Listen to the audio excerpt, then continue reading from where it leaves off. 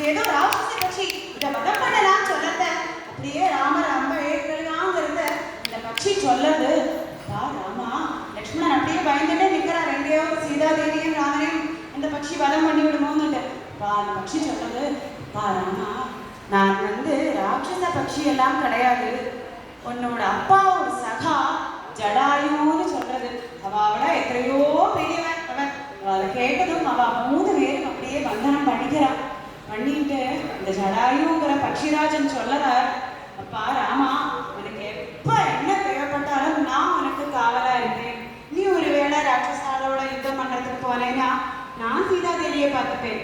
லக்ஷ்மணன் ஒருவேளை போனான் யுத்தத்துக்கு போனான்னா நான் சீதாதேவியை பார்த்துப்பேன். ஒருவேளை நீங்க 2 பேரும் போனேன்னா கண்டிப்பா நான் உங்களுக்கு காவலா இருப்பேன்னு சொல்லிட்டு அவளை அப்படியே கூட்டின்னு போறார்.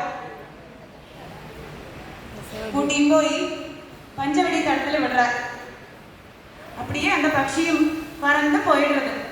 பட்சி பறந்து போறது, அவ அப்படியே காலங்கள் நாட்கள் கழியறது. அங்க வரது அந்த மாயமான். இந்த மாயமான் சொன்னனால ராமர் அந்த மான் பின்னால ஓடி விடுறார். சீதாதேவி ராமரை காணலிட்டு அப்படியே லக்ஷ்மணனையும் விடுறா.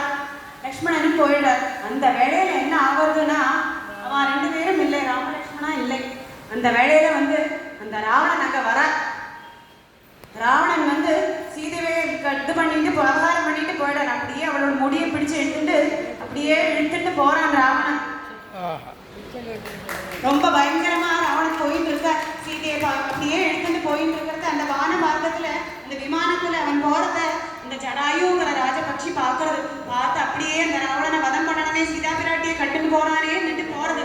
அப்படியே போய் ராவணன் மேல மோத அந்த பக்ஷி, விடடா ராவணா, சீதையை விடடா சொல்றது.